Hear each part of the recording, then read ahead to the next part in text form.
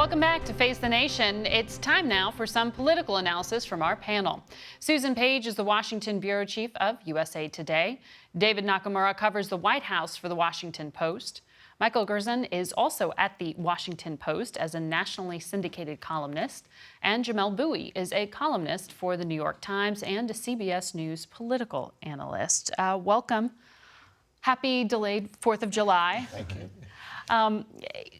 There was a lot that continued to happen despite the holiday, particularly on the campaign trail. One of them, of course, being what Joe Biden said yesterday. And Susan, I want to start with you on that. You heard Senator Chris Coons, who is a surrogate for the vice president, say that, the delay wasn't an issue, that taking 3 weeks to issue this apology is something that, was just a matter of timing and nothing significant. Can the vice president brush this off? I think it's good for his campaign that he did some cleanup on that, but it's alarming, I think, to his supporters that it took nearly 3 weeks for him to do that. And you got a laugh out of Senator Coons when you noted that it wouldn't have taken very long to say, I made a mistake or I'm sorry during the debate itself. So, it's going to be a long campaign. People are going to have missteps and recoveries. Maybe that is just what this is with Senator Biden, with Vice President Biden. But it certainly underscores some of the difficulties he has, which is his long history in American politics, questions about positions that he's taken in the past, out of step with today's Democratic Party, and his nimbleness in trying to respond to them. Jamelle, did he need to do this? I think he did it, and I think the question of his nimbleness is a big one. Biden's campaign is premised on the idea that he is the most electable, that he is the most ready to take on Trump. And so when you stumble like that in a debate and then take 3 weeks to actually issue an apology and really respond to the concerns, the signal in that sense is that the core issue of your campaign, the core claim of your campaign, that you are most prepared to run in a general election, is undermined. And I think other candidates will have their missteps and stumbles, but for Biden in particular, his missteps can't be like this. Was it a nimbleness issue? Or, the vice president initially had said there wasn't anything to apologize for. So it seemed to change in his own understanding of what had happened. I think it does highlight that he's an institutionalist. This is the way that the Senate works. The Senate is his home, his emotional home. It was actually the people that took him in when he had tragedy in his own family. You look at his history. And I think Nancy Pelosi is an institutionalist, too. She wants institutions to work. But, can you elect an institutionalist in a time of ideology? That's what rules in both our parties right now. And I think it could present a problem for Biden. That's what he really believes. And that's true. If anything, what was the lesson of the 8 years of President Obama? President Obama came in saying he was going to galvanize the country and lead to this idea that they can cross over partisan lines and sort of get above the sort of day-to-day fray. If anything, of course, we saw Obama and his administration face more obstruction and outright sort of, declaration from Mitch McConnell that he was going to try to stop Obama's agenda at all costs. If Biden does not seem to have learned that lesson, that was the lesson of the Obama years, if anything, Washington has gotten more partisan since then. So Biden sort of hearkening back to his time 30 years ago and crossing over is not a message, I think, that ordinary voters, even on the Democratic side, they might want to hear it, but I don't think it strikes, the core of reality.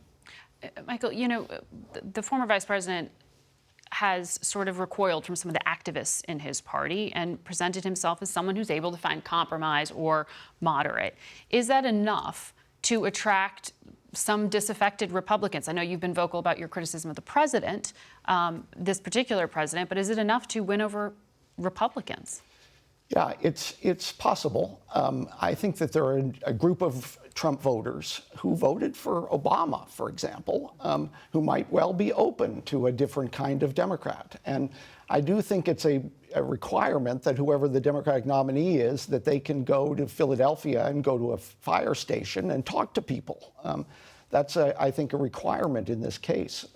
So I think that Biden does have a case to make, but so far he's just defending himself and explaining himself rather than making a real positive case for his electability. And yet he got good news today in the Washington Post ABC poll. He's the only one of the Democratic candidates in 5 or 6 matchups who decisively defeated Donald Trump. And what Democrats worry about is the idea that President Trump has a winnable race ahead of him, that it is entirely possible with an economy that is as strong as this economy has proved to be, that President Trump could win a second term despite the fact that most Americans, 2/3 of Americans, say he doesn't act in a presidential way, have problems with the way he behaves. And David, that Washington Post poll that Susan just referenced, it shows President Trump's approval rating at its highest level among registered voters since he took office. Well, you've seen good news on the economy. It continued to be something the president is going to continue to boast about, and the president is also coming off a time where he's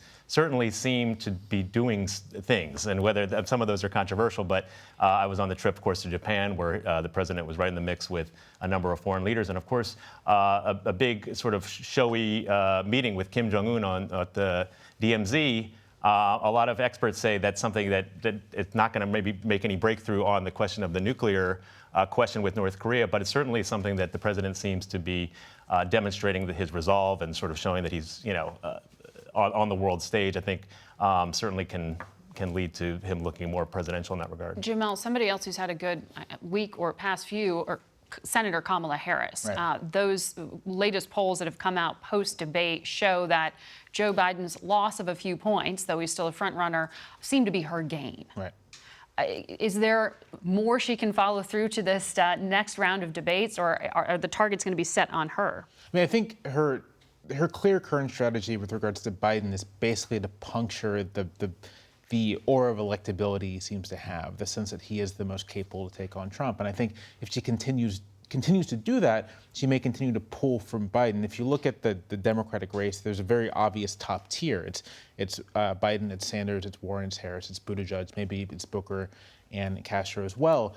And in the same way that Warren and Sanders are kind of competing for the same group of voters, Biden and Harris are too. And so as long as Harris can kind of demonstrate to voters on these debate stages where she did quite well in this first debate, that she is sharp and can rattle the other candidates and seems ready to take on Trump, I think she'll do quite well going forward. I do think that Harris has an interesting challenge. She has to attack Biden from the left, but also then occupy the center left, because I think that's her place, her winning position in the party. And that, I think, is a difficult challenge for her. I'm going to take a quick break, but there's more to talk to you about patriotism in this country, the celebrations we saw this week, and much more on the international front. So we will be right back.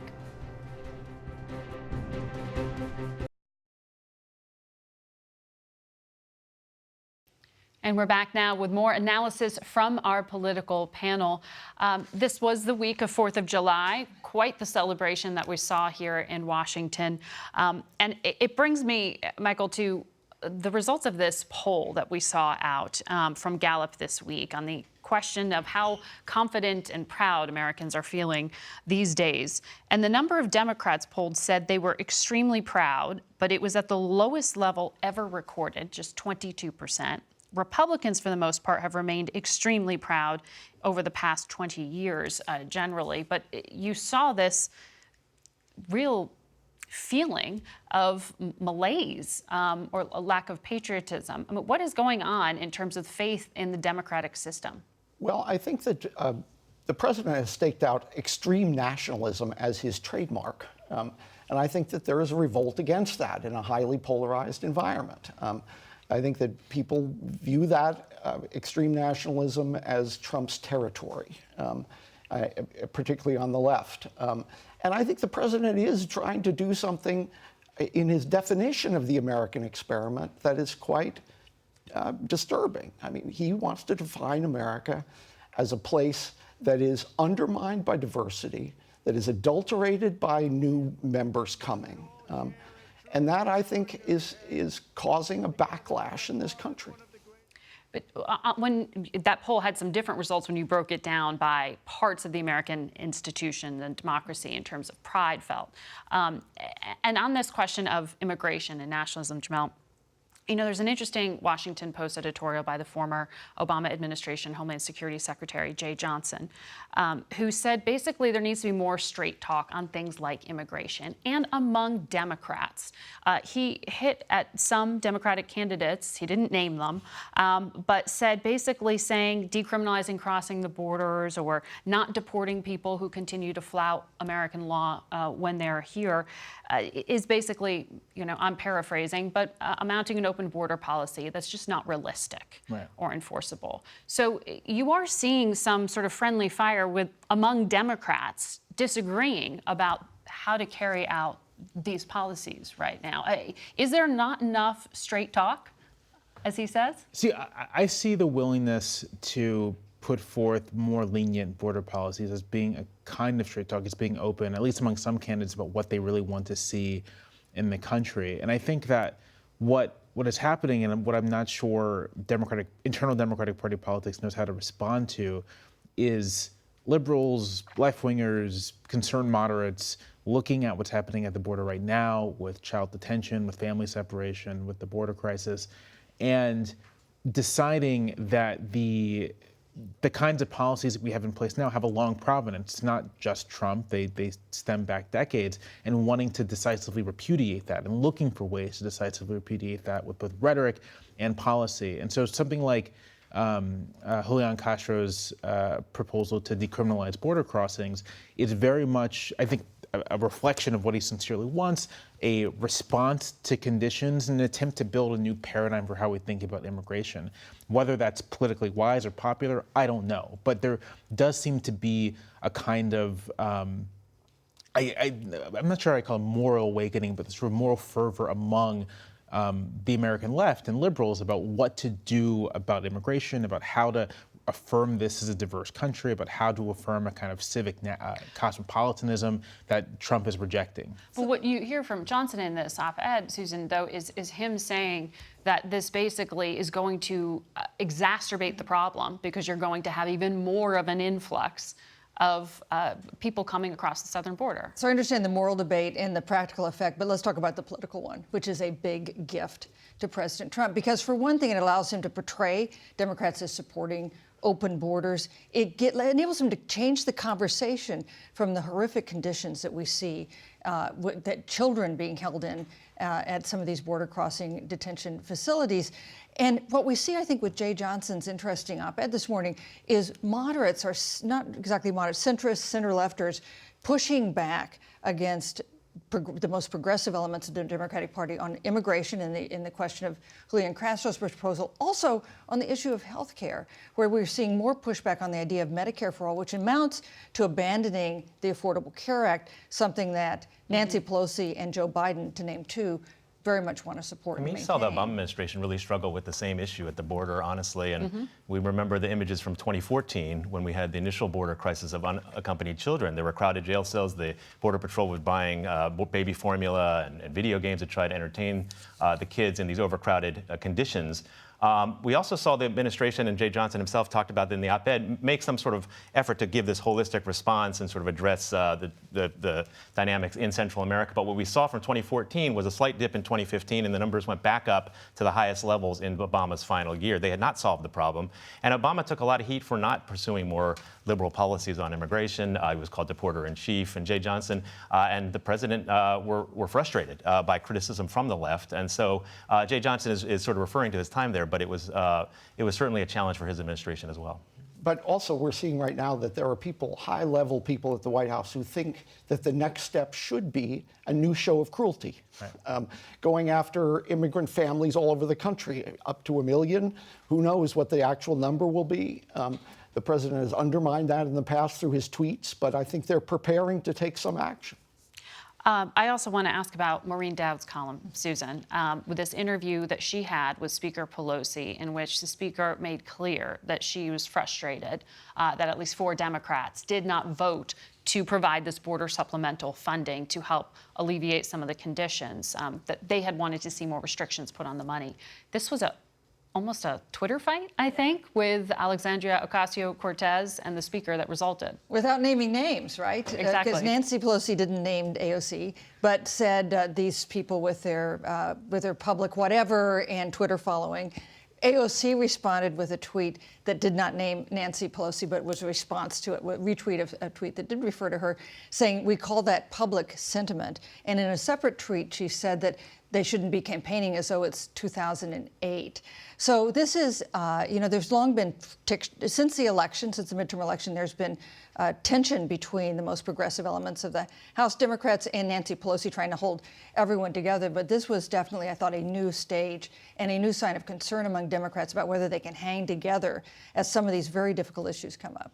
Michael, final word here. We saw one House Republican say he doesn't want to be part of the party any longer, Justin Amash, becoming an independent.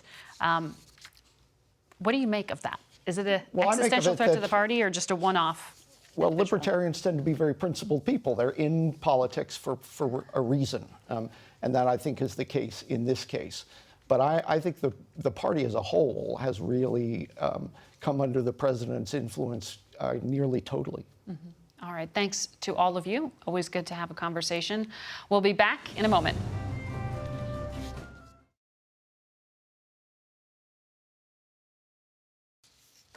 We're back now with Glen Johnson, a political reporter turned Deputy Assistant Secretary of State who traveled the world with former Secretary of State John Kerry. His new book, Window Seat on the World, is a look at some of the historic moments he witnessed. Glen, good to have you here. Thank you for having me on, Margaret. I'm used to seeing you on the back of the plane when I was a reporter covering the Secretary. I want to ask you as to why you felt it was important to write this book. You start off with a very personal story of a Foreign Service officer who was killed in Afghanistan. And you make the point that Americans kind of don't really understand what diplomats do. Yeah, I just approached it from my own perspective. I was actually somebody that covered government for a number of years, almost 30 years, but I did not know that much about the State Department. And here it is, our first and oldest cabinet agency. It's the most forward deployed element of our government. We have over 70,000 people working for the department, many of them here, but numerous people at 285 posts around the world, and they represent our interests all throughout the globe. And so every time that I came back from one of these trips, I was always asked questions that made me realize there was an interest in learning more about this essential function of our government. Right, you say unless people lost their passport, they often don't think about what the State Department actually does. And you had, in your particular role, an extraordinary amount of access inside these meetings. And you took, I think, 100,000 photos, many of them that we have here, trying to set up a photo archive of what the then Secretary was seeing and doing. What do you think that helped to illuminate? Well, several-fold. I think the book, one of the things that the book tries to do is just explain the fundamentals of diplomacy, what a bilateral meeting is like, what a multilateral meeting is like, the challenge of dealing with authoritarian regimes like the Chinese and the Russians in particular, and then some case studies of how to try and apply these diplomatic principles of things like the Middle East peace talks, the Iran nuclear talks, things that were in the past several years ago, but still are very much a concern today. I mean, we see this with Iran and their increasing enrichment. We see this with the ongoing situation, settlement building and other work in the Middle East, and the administration trying to improve the economy between the Palestinians and the Israelis. And so I hope it's instructive that people will have a chance to see how one diplomat approached these issues and understand the context for them because they carry on today. You mentioned Iran, and we were just showing some of those pictures there. Secretary Kerry was the only American official who had spent that much time with an Iranian official in American history. Right. That deal, as we know, appears to be unraveling, and the Trump administration has pulled out of it. What was that like watching it? I know what it was like covering it, but being on the inside and seeing what those teams were trying to do. Yeah, a couple things. First of all, I knew John Kerry as a political reporter and sort of the public caricature almost of him, but to see him in those meetings, the patience and the creativity and the stick-to-itiveness that he displayed all the way through, and then also as a driving force behind that, he was herding cats all the time, whether it was the P5+1 nations, these UN Security world Council, powers. the world powers, to trying to get the EU on board, to then actually leading most of the technical and back and forth negotiations with the Iranians. So he had multiple constituencies that he was trying to handle at one time. And so it gave me a real appreciation both for him as a diplomat in that way, but also for the challenge of creating something. That's why I think when you cast that aside, this was not the U.S. and Iran making a nuclear deal. This was the U.S. working with unanimously all the members of the UN Security Council and the 28-member European Union. When's the last time they agreed on anything? And they all unanimously agreed to this. And now we've walked away from that. So that unraveling, I think, has come at some expense to our credibility and to the future stability of that area. And you write a bit about John Kerry, the man, and sort of the personal journey that you saw him take, particularly when he went back as America's top diplomat to Vietnam. Right. Tell me about that, particularly, I think, a personal experience of him meeting a former Viet Cong fighter. Right. We made 4 trips there, and this was something that I always knew about, is the myth of John Kerry. Kerry in Vietnam, almost synonymous, both good and bad. He was a soldier who then became an anti-war activist. But then we went back there, and culminating in his final visit, went back up the river where he had his most famous battle while he was a soldier, and where he engaged in this firefight that drew a lot of derision, accusations of him being a war criminal, fuel for the Swift Boat Veterans for Truth.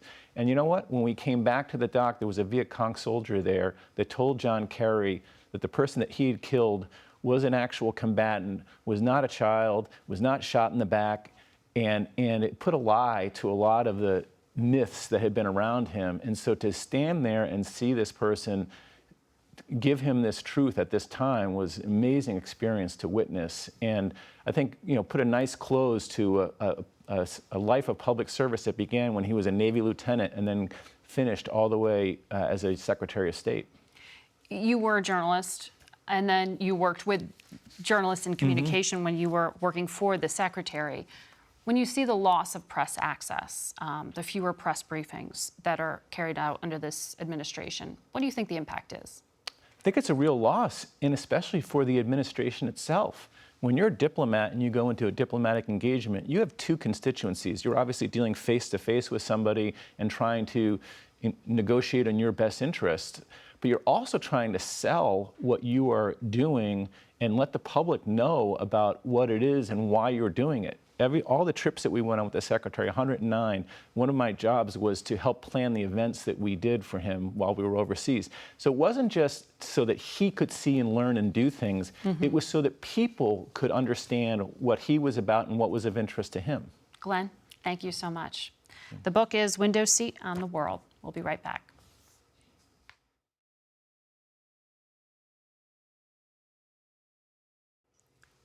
That's it for us. Thank you for watching. We want to congratulate the U.S. women's national soccer team on making it to the World Cup final. Good luck this morning.